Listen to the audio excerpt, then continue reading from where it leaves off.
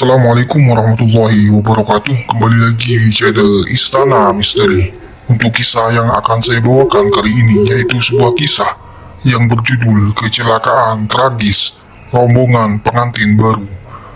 Dan sebelum kita lanjut ke ceritanya, tekan dulu tombol like video ini dan jangan lupa tekan juga tombol subscribe channel ini. Nyalakan juga lonceng notifikasinya. Dan seperti apa untuk kisah kali ini, langsung saja kita masuk ke ceritanya.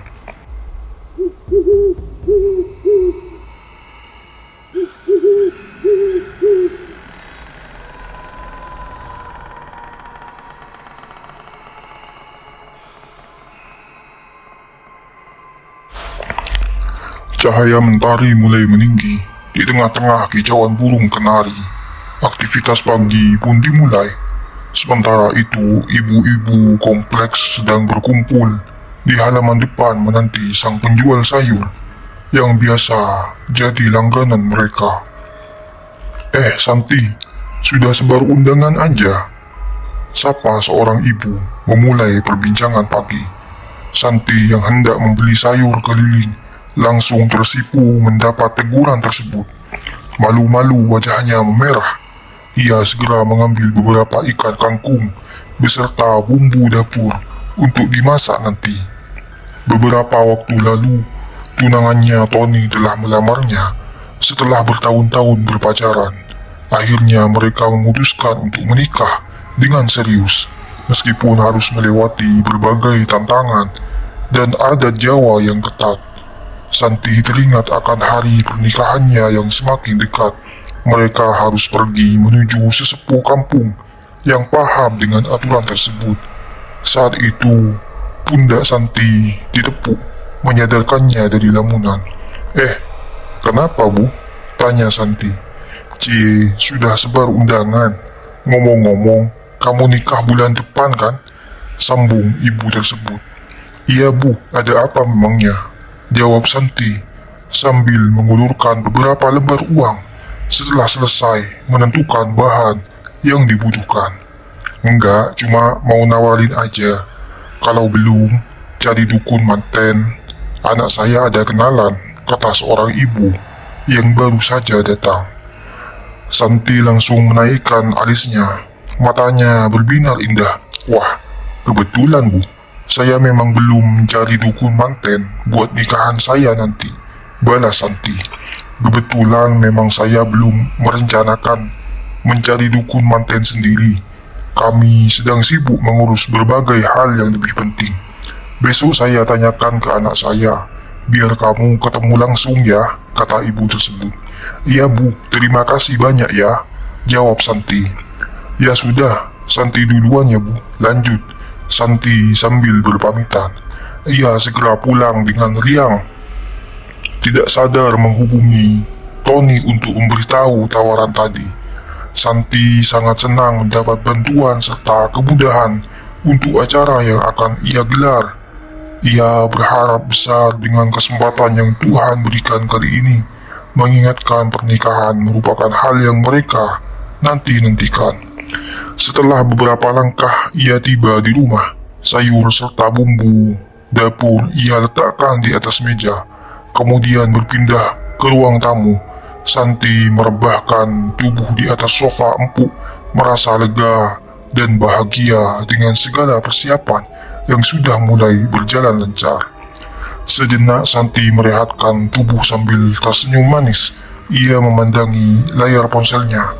Mas, tadi aku dapat tawaran menarik dari ibu-ibu kompleks. Tulisnya dalam pesan kepada Tony. Ia ingin tahu pendapat Tony tentang tawaran yang ia dapat.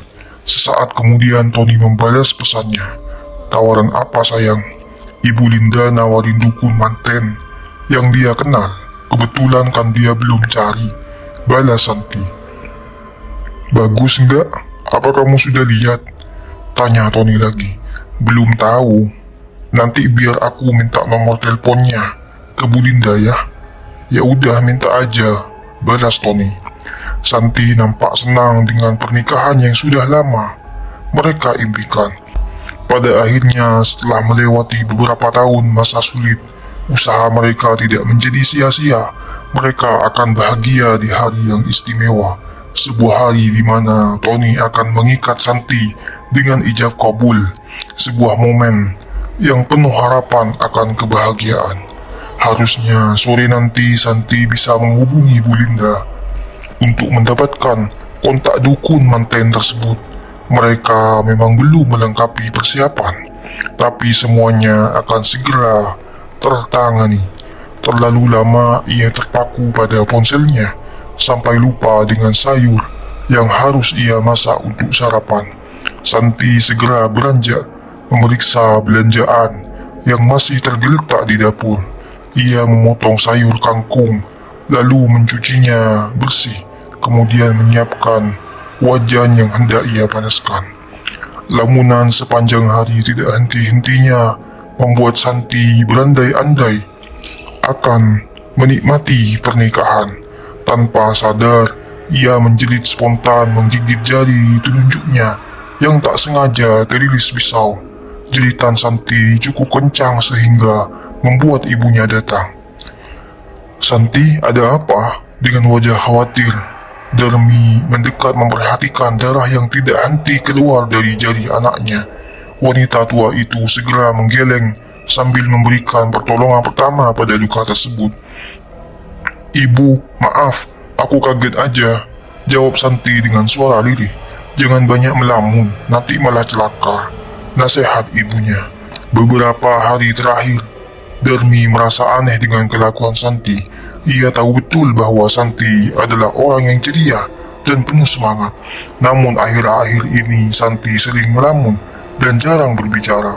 Bahkan ini sudah ketiga kalinya Santi mengalami kejadian seperti ini sejak seminggu terakhir. Hal itu membuat Darmi selalu waspada, menduga-duga sebab perubahannya. "Ibu boleh bertanya sesuatu?" tanya Darmi dengan hati-hati. "Tanya apa, Bu?" Santi menjawab sambil menatap ibunya. "Apa hari pernikahan kalian itu benar-benar ditentukan oleh sesepuh desa?" Darmi berusaha bertanya lagi setelah tidak mendapat jawaban pasti dari Santi sebelumnya. Ia menyesali mengapa tidak ada satupun pihak keluarga yang mendampingi saat Santi dan Tony pergi ke sana untuk menentukan hari pernikahan mereka. Tidak ada jawaban dari Santi, hanya terdengar keras suara pisau yang beradu dengan talenan. Santi tidak menghiraukan pertanyaan tersebut, tidak ingin tahu pendapat ibunya tentang hari pernikahan mereka. Ibu tanya hari sakral, "Jangan dibuat main-main, Nak." "Apa yang terjadi kalau hari sakral itu dipermainkan?" Darmi terus merocos pada Santi. Suara pisau semakin kencang saat Santi menggerakkan tangannya dengan kuat hingga potongan bawang terakhir. Pisau itu dibanting. Santi yang sudah marah segera mencuci tangan kemudian pergi, meninggalkan Darmi yang bergeming. Tatapan Darmi mengikuti kemana Santi pergi. Wanita tua itu hanya bisa mengelus dada. "Santi, ibu belum selesai bicara," pakiknya. Tapi Santi tak menghiraukannya. Darmi tak henti-henti mengucap istighfar atas sikap Santi yang berubah total. Kenapa sikap Santi jadi seperti ini? Apa benar keputusan menentukan hari pernikahan dengan sesepuh desa adalah sebuah kesalahan? Pikir Darmi dengan hati yang gundah. Setelah pulang dari kantor, Tony menjemput Santi. Mereka segera bergegas menemui Mawar yang akan menjadi dukun manten untuk pernikahan mereka. "Mas, emangnya bakal jadi masalah kalau kita diam-diam ganti hari pernikahan?" Santi bertanya tiba-tiba. Tony yang masih fokus menyetir segera tercengang dengan pertanyaan Santi itu. Perlahan ia membagi fokusnya. "Hah? Kamu ini tanya apa sih? Memang kenapa?" Tony berbalik tanya. Santi yang sedari tadi bersandar langsung menegakkan punggungnya. Ia menoleh ke arah Tony sambil berceritakan panjang lebar tentang pertanyaan ibunya yang membuatnya sesak. "Kamu tahu kan, Mas, kalau ibu itu super sulit untuk dibohongi. Masa setiap hari nanyain tentang itu terus?" kata Santi yang sudah muak dengan segala pertanyaan yang ibunya berikan. Tony terdiam sejenak, mencoba memahami situasi. "Ya, aku tahu sayang, tapi mungkin ibu cuma khawatir. Kita juga harus menghargai perasaan beliau." Santi menarik napas dalam-dalam mencoba meredakan emosinya. Aku tahu mas, tapi aku juga capek terus-terusan ditanya soal itu. Tony menggenggam tangan Santi mencoba menenangkan. Kita hadapi ini bersama. Apapun yang terjadi, kita jalani dengan sabar. Santi mengangguk pelan meski perasaan masih berkecamuk. Ia merasa sedikit tenang dengan dukungan Tony. Namun Tony hanya terkekeh, tidak mempermasalahkan hari pernikahan yang sudah mereka ubah tanpa sepengetahuan kedua orang tuanya. Udahlah, nggak usah dipikirin. Tinggal jawab aja kan, kenapa harus marah-marah, ujar Tony. Kok kamu malah belain ibu sih? Harusnya kamu bantu aku buat yakinin ibu. Mana udah sebar undangan, masa mau ganti hari lagi? Santi merespon dengan kesal. Bukan belain ibu, tapi kamu tahu sendiri kan ibu itu gimana. Dengan kamu bersikap kayak gitu dan gak ngejawab pertanyaan ibu malah bikin curiga. Aku di sini nurut aja sama kamu, kata Tony mencoba menenangkan. Apa kamu nyalain aku ya mas?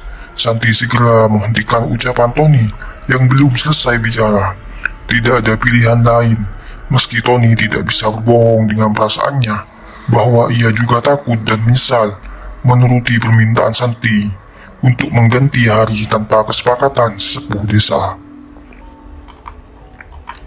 Ya udahlah, terserah kamu aja, aku gak mau ngelawan. Tony mulai merendahkan nada bicaranya sambil memicingkan mata. Mobil yang mereka tumpangi mulai menginjak jalanan desa yang nampak sepi. Kok kayak gini? Kamu benar kan bacanya? Santi yang sudah memalingkan wajah dari Tony kembali mengecek arah jalan menuju rumah Mawar. Benar kok, benar ini jalannya, jawab Tony sambil menoleh ke kanan dan ke kiri mencari pemukiman warga untuk bertanya. Tidak ada penerangan di sepanjang jalan, sehingga mereka hanya mengandalkan sorot lampu mobil. Sementara langit sudah mulai gelap, mereka merasa semakin tersesat di hutan jati. Tony yang mulai ragu kembali memperlambat laju mobilnya. Loh, ini benar nggak sih? Kok kelihatan tambah jauh? Ucap Tony dengan senyum getir. Jantung Santi berdebar kencang sedari tadi ia menunduk lalu mendongkrak memastikan arah map. Bener kok, coba lurus aja terus, biar aku telepon Mbak Mawar, katanya. Di situ Tony mulai ketakutan. Keringat tidak henti-hentinya membanjiri wajahnya. Mereka terbawa hingga pelosok hutan beratus-ratus kilometer jauhnya tanpa ada pemukiman. Brak, mobil Tony terguncang. Ia sontak menginjak rem dengan cepat. Aduh, nabrak apaan tadi? Ia meringis ketakutan menatap Santi yang sama terkejut dengan Tony. Aduh mas, turun dong. Tony tidak bisa menolak permintaan itu. Dengan hati-hati ia keluar dari mobil sambil mengelus tengkuknya. Tony menghidupkan senter ponselnya dan perlahan mengecek apa yang ditabrak olehnya tadi. Mulai dari depan lalu ke bawah mobil, ia tidak menemukan apapun yang mengguncang mobil mereka. Kok aneh ya, gak ada apa-apa, gumam Tony. Tanpa berlama-lama ia kembali masuk ke dalam mobil dan mengatakan kepada Santi bahwa tidak ada apa-apapun yang ia tabrak. Santi tidak percaya. Rambut yang menutupi wajahnya langsung disibak. Yang benar, jelas-jelas tadi kerasa kalau kita nabrak sesuatu. Tapi mau gimana lagi, memang gak ada apa-apa di sekitar mobil, balas Tony. Ya udah, coba kita cek lagi. Santi memaksa Tony untuk memastikan. Tony mulai kesal menghadapi tingkah yang menyebalkan, namun tetap menurut. Oke, tapi cepat ya, ucapnya dengan nada tegas. Mereka kembali mengecek sekitar mobil dengan senter, tapi tetap tidak menemukan apapun. Tony mulai lelah dan memutuskan untuk melanjutkan perjalanan, mengabaikan segala kejanggalan barusan. Sudahlah, kita lanjut saja, gak ada apa-apa di sini, kata Tony sambil mengemudikan mobilnya lagi. Santi hanya bisa mengangguk, meski perasaannya masih tidak tenang. Mereka melanjutkan perjalanan dalam hening, berharap mereka menemukan jalan keluar dari hutan tersebut. Sekitar 30 menit mereka berada di jalan yang sama, barulah tampak pemukiman kecil di kejauhan. Naasnya melihat cahaya yang samar-samar, mereka merasa lega dan yakin telah menemukan jalan yang benar. Tak jauh dari sana rumah Mawar berada. Namun kondisi rumah tersebut memunculkan keraguan. Ilalang tinggi mulai memenuhi sisi rumah. Begitu pula dengan tumbuhan rambat yang menutupi sebagian tembok, sehingga catnya tampak pudar. Tepat di halaman rumah Mawar, ada satu patung kecil dengan sesajen di depannya. Tony merasa ada yang memperhatikan mereka. Seiring langkahnya mendekat, rasa takut semakin memuncak, terutama karena hanya ada satu lampu yang menerangi rumah tersebut, memberikan kesan yang menakutkan. "Ayo mas, ayo," kata Santi mencoba menenangkan diri. Pintu rumah yang besar dan megah itu ia ketuk berkali-kali, namun tak ada jawaban. Rumah itu tampak tidak berpenghuni. Seketika dilihat dari luar. Mbak Mawar," Santi mengetuk kembali pintu rumah tersebut, berharap ada jawaban dari dalam. Namun tidak ada jawaban dari siapapun yang tinggal di sana. Santi mulai ragu dengan alamat yang ditunjukkan. Ia kemudian mengirim pesan kepada Mawar bahwa mereka berada di tempat yang benar. Sesaat setelah ia terpaku pada pintu tersebut, pintu itu terbuka mengejutkan. Tony dan Santi melihat seorang wanita menyeramkan berdiri di hadapan mereka. "Siapa kalian?" tanya wanita berambut panjang dengan wajah tajamnya. Mereka sontak terdiam sejenak memandangi wanita tersebut yang mereka duga adalah Mawar. Santi mencoba melihat ke dalam rumah yang nampak gelap dan berserakan, namun segera dihadang oleh wanita itu. "Saya bilang cari siapa?" wanita itu bertanya lagi dengan nada datar. Tony segera menggenggam tangan Santi merasa sangat janggal. "Santi, kita pergi aja yuk," Tony berbisik mengajaknya, namun Santi malah melepaskan genggaman Tony dengan wajah sumringah. "Saya Santi cari Mbak Mawar. Apa ini benar rumahnya?" "Mawar ada di dalam, biar saya panggilkan." "Mari masuk dulu," kata wanita itu. Santi perlahan melangkah masuk, namun langsung dicekal oleh Tony. "Kamu yakin ini rumahnya? Seram gini. Kita udah jauh-jauh sampai sini," ujar Tony cemas. Santi tetap bersikeras meminta Tony untuk tetap masuk ke dalam. Di sisi lain, Tony memandang rumah tersebut dengan curiga. Ruangan gelap, banyak sarang laba-laba yang menempel di setiap sudut, serta barang-barang yang tidak beraturan. Siapa manusia yang betah tinggal dengan kondisi rumah tidak terurus, pikir Tony. Setelah wanita itu datang, Santri dibuat melongo. Bola matanya memperhatikan dari bawah hingga atas. Ia tidak menemukan sedikit pun kekurangan pada wanita yang ada di hadapannya. "Saya Mawar yang kamu cari. Benar dengan Mbak Santi kan?"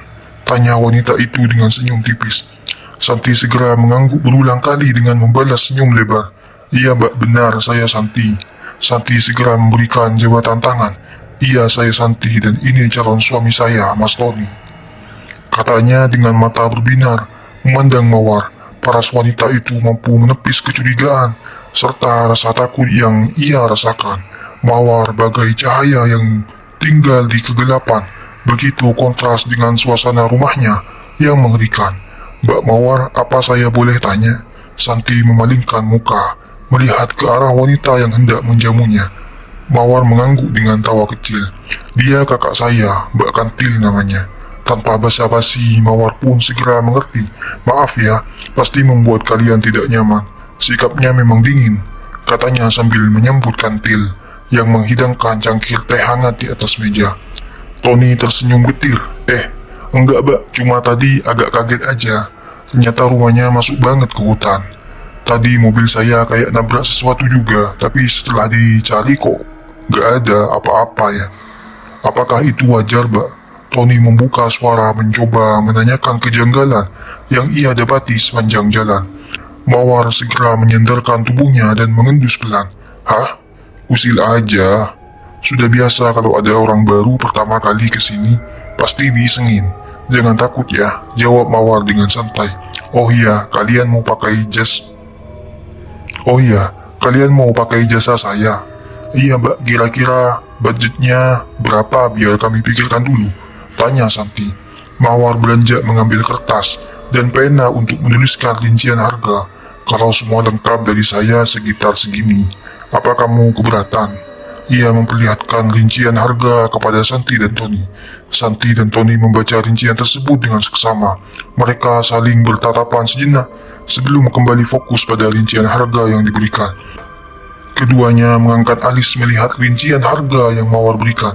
Ini beneran segini, Pak? Tanya Santi terkejut dengan harga yang menggiurkan. Bukan karena mahal, justru karena murah dibanding harga pasaran. Iya, saya kasih harga segitu karena biasa kasih jasa ke desa. Makanya terjangkau. Tapi buat bulan depan tanggal 14 bisa kan? Tanya Tony sebelum mereka menerima tawaran tersebut. Mawar segera melihat jadwal. Apakah sekiranya ia bisa di tanggal yang ditentukan? Bisa, tapi ini hari Selasa. Kalian beneran nikah di tanggal segitu? Udah cari hari baiknya? Pertanyaan yang selalu Santi dapat kini kembali terdengar. Mawar curiga dengan tanggal pernikahan yang mereka ambil di bulan depan. Tentu seseorang yang hendak menikah akan mencari hari baik, apalagi untuk hajat besar seperti pernikahan. Bukan sembarangan menentukan, apalagi mempermainkan hari sakral. Mawar beranjak mengambil kalender yang tertempel di sudut ruangan. Ini kalian perhatikan. Saya bukan ingin sok tahu, tapi karena saya sudah pengalaman menjadi dukun manten, jadi sedikit banyak saya paham tentang memilih hari. Ia menunjuk sebuah tanggal di bulan pernikahan yang akan Santi adakan. Mereka mulai memperhatikan siklus Pancawara, Legi, Paing, Pon, Wage, dan Kliwon. Tepat di tanggal yang mereka pilih menurut kepercayaan Jawa, itu kurang baik. Mawar bertanya-tanya mengapa mereka memilih tanggal yang kurang baik. Santi mulai muak. Ia menggebrak meja tanpa aba-aba. Sontak mengejutkan kantil yang baru saja berlalu dari hadapannya. Wanita itu berhenti, menatap tajam ke arah Santi, lalu menghampirinya dengan dahi berkerut. Tolong Santi, sikap kamu jauh dari sopan santun. Saya tidak terkesan dengan ulah kalian, kata kantil sambil menunjuk-nunjuk ke arah mobil.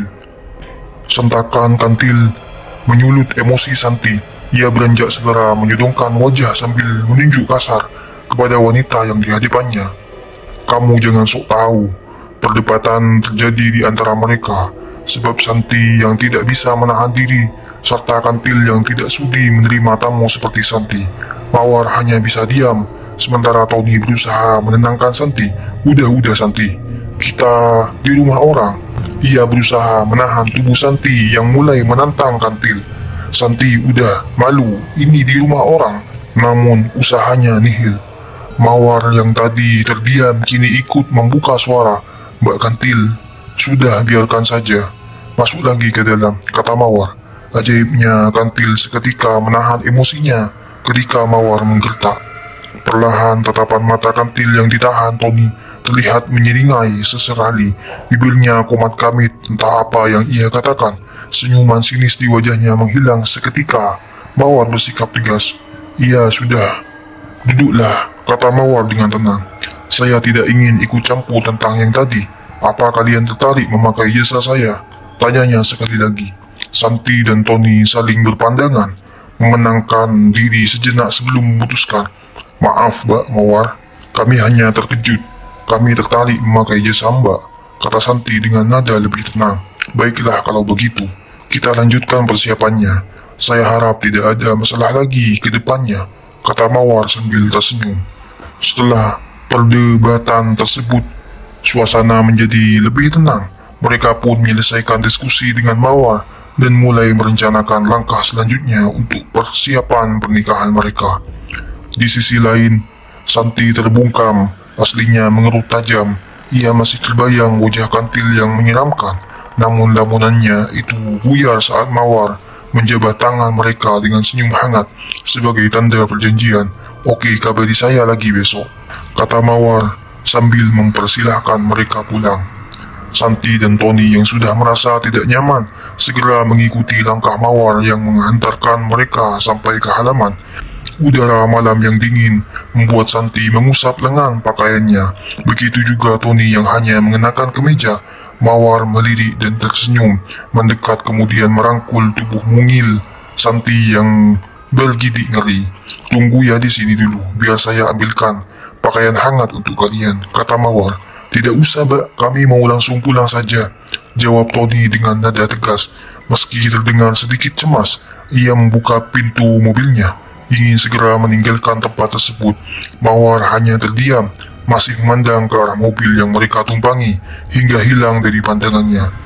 Santi memburu gelisah, ia tidak henti menoleh ke belakang, memastikan bahwa Mawar sudah menghilang. Ia menepuk pundak Tony yang sedang fokus menyetir. "Mas, kamu masih nekat buat masuk ya?" "Mana aku tahu, tadi gak akan sengeri itu, tapi lumayan juga," kata Santi dengan nada cemas. "Lumayan? Lumayan gimana?" "Firasatku gak enak," jawab Tony sambil terus memicingkan mata, memperhatikan jalanan yang gelap. "Pikir yang baik-baik aja, Mas. Lagi pula acara kita tinggal ngitung minggu. Kalau kita kelamaan carinya, keburu gak bisa," kata Santi, mencoba menenangkan diri. Dalam mobil, keduanya saling menyalahkan atas keputusan-keputusan yang selalu dibuat oleh Santi tanpa berpikir panjang. Tony hanya bisa mengangguk setuju.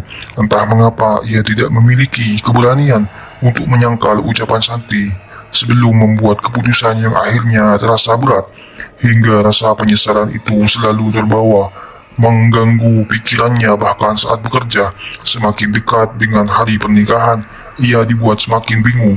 Mereka akhirnya tiba di rumah dengan perasaan campur aduk. Santi masih merasa tegang dan tidak nyaman dengan kejadian di rumah Mawar, sementara Tony mencoba menenangkan pikirannya yang kacau. Meski begitu, mereka tahu bahwa persiapan pernikahan harus tetap berjalan dan mereka harus bisa menghadapi segala rintangan yang ada. Tiba-tiba saja hati Tony goyah. Banyak keraguan yang dirasakannya, termasuk tentang firasat-firasat buruknya. Banyak hal yang sudah mereka permainkan, padahal itu menyangkut acara pernikahan. Mulai dari perubahan hari yang dilakukan oleh Santi, membohongi kedua belah pihak keluarganya, serta keanehan-keanehan lainnya, termasuk mengiyakan jasa Mawar. Beban pikiran itulah yang membuat Tony semakin cemas setiap hari. Ia dibayang-bayangi sesuatu yang tidak mengenakan. Rasa penyesalan yang begitu besar seakan terus mengejar hingga membuatnya tidak senang. Tepat sehari sebelum pernikahan, Tony jatuh sakit. Ia terlalu banyak memaksakan diri di tengah kondisi tubuh yang tidak stabil. Terlebih ia hampir kehilangan pekerjaannya karena kinerjanya yang semakin menurun. Hal itu disadari oleh pihak keluarga serta rekan-rekannya. Beberapa hari sebelumnya mereka mengaku mendapati Tony berperilaku aneh. Ia mengigau setiap malam, menyebut nama Mawar. Mereka tahu ia adalah wanita yang akan menjadi dukun manten di pernikahan Tony. Namun pihak keluarga Tony tidak menaruh rasa curiga kepada Mawar. Sebaliknya, mereka menaruh rasa curiga kepada Santi. Sebab sejak awal rencana pernikahan, Santi kerap membuat keputusan sepihak tanpa persetujuan keluarga, termasuk dengan menentukan tanggal pernikahan. Penyesalan Tony memuncak saat ia terbaring lemah di atas ranjangnya. Ibunya yang duduk di sampingnya melihat kondisi Tony membuat hatinya terluka, apalagi setelah mendengar apa yang ingin Tony katakan. "Bu, ada yang Tony ingin katakan dengan jujur," ucap Tony dengan suara serak. "Apa? Bilang saja, Tony," pinta ibunya dengan lembut menahan air mata. Tatapan Tony mulai kosong, tapi ia berusaha membuka mulutnya untuk mengatakan kebenaran yang seharusnya ia tutupi sejak lama. "Sebenarnya Tony mengubah hari pernikahan yang seharusnya hari ini jadi besok, Bu," kata Tony terengah-engah, tapi ia lega akhirnya bisa mengungkapkannya. Ibunya mendelik mendengar kebenaran yang terucap. Itu keputusan bodoh yang dibuat oleh Santi. Tak mau tahu. Malam ini juga keluarga kita harus melangsungkan pernikahan. Kita tidak ingin mengambil risiko berat jika tetap melaksanakan besok pagi atau diundur beberapa hari dari yang seharusnya ditentukan oleh sesepuh desa, seru ibunya dengan tegas. Tidak ada yang bisa dilakukan oleh keluarga selain memaksa Santi dan Tony untuk melangsungkan pernikahan malam itu juga. Di sisi lain, Santi hanya bisa mengelus dada. Ternyata kekhawatiran mereka benar. Ia merasa bersalah di depan keluarga Tony. "Kamu tahu kan, ini semua terjadi karena keputusan bodoh yang kamu buat," ujar ibu Tony dengan nada tinggi. Santi hanya menunduk Pipinya memerah dan panas terkena tamparan tersebut. "Enggak bu, enggak ada alasan," balas Santi dengan suara bergetar. Balasan Santi semakin membuat Ibu Tony Darmi marah. "Bagaimana mungkin kamu tidak memiliki alasan, sedangkan kamu mengambil keputusan besar dengan mengubah hari pernikahan?" seru Darmi sambil berkacak pinggang, menuding wajah Santi yang kini terlihat menjijikkan di hadapannya. Santi semakin terpojok, air matanya mulai menetes. "Maaf bu, saya hanya ingin yang terbaik," ucapnya pelan. "Yang terbaik dengan membuat keluarga kita kacau seperti ini. Kamu pikir itu yang terbaik?" Darmi menjerit, emosinya tak terbendung lagi. Di tengah kekacauan itu, Tony hanya bisa berbaring lemah, menyesali semua yang telah terjadi. Di dalam hatinya, ia berharap semuanya bisa segera berlalu dan menemukan jalan keluar yang terbaik untuk semua pihak. Namun malam itu, pernikahan yang semestinya menjadi momen bahagia berubah menjadi momen yang penuh dengan ketegangan dan penyesalan.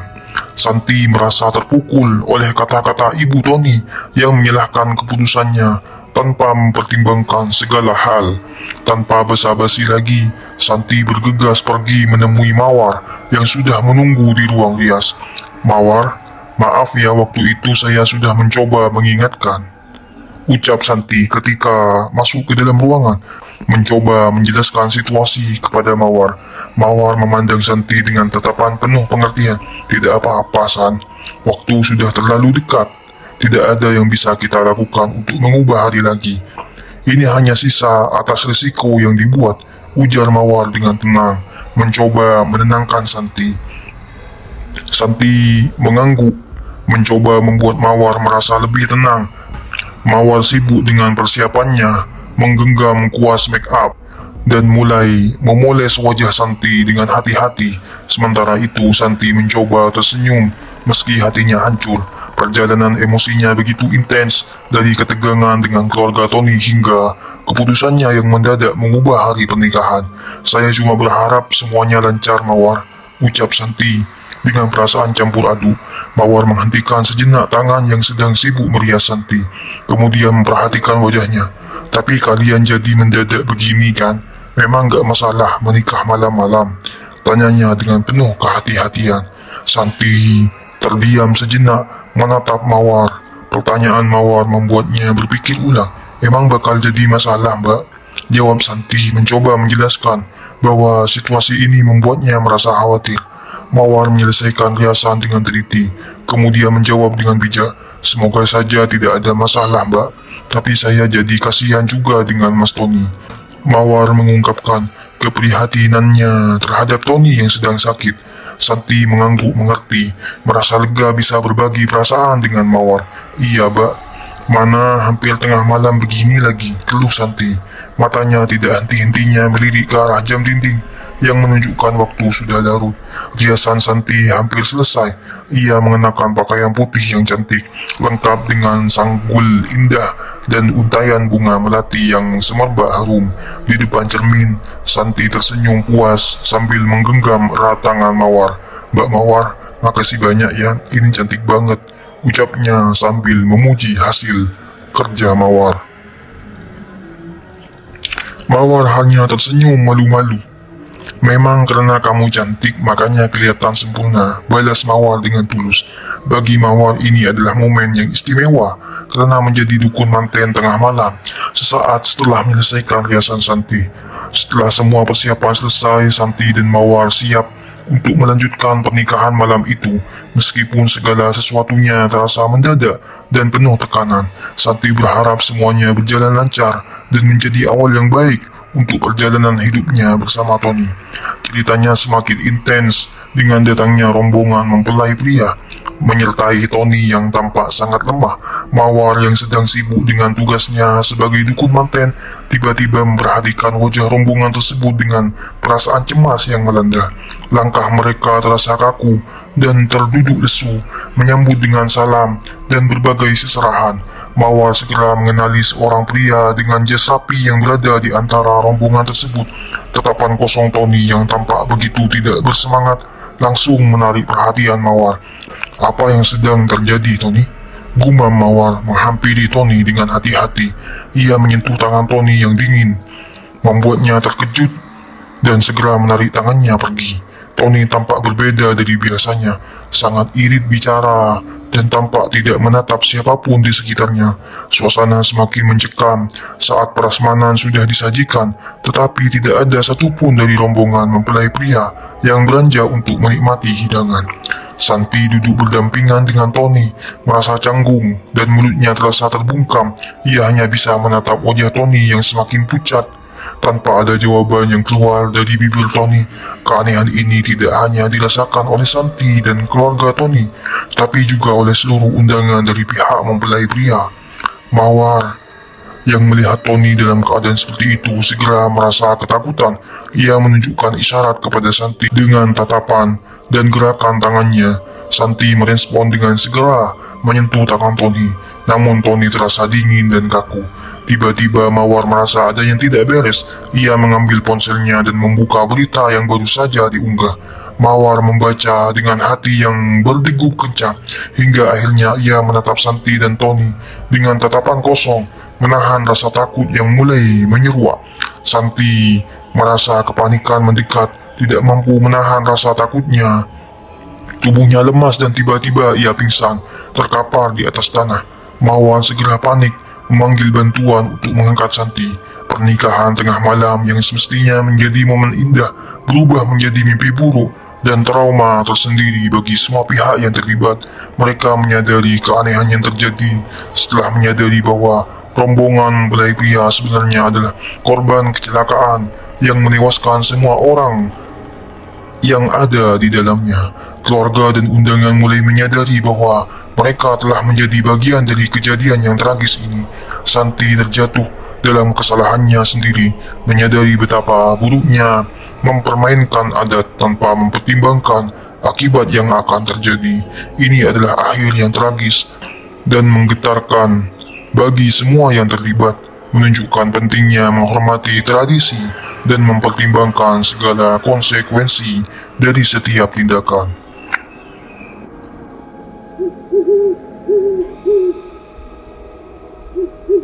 Baik teman-teman, sekian untuk kisah kali ini. Bagaimana menurut kalian tentang kisah ini? Tulis di kolom komentar, dan buat teman-teman yang baru bergabung, jangan lupa untuk like, comment, share, serta subscribe channel ini. Dan nantikan kisah-kisah horor berikutnya tetap di channel Istana Misteri. Assalamualaikum warahmatullahi wabarakatuh.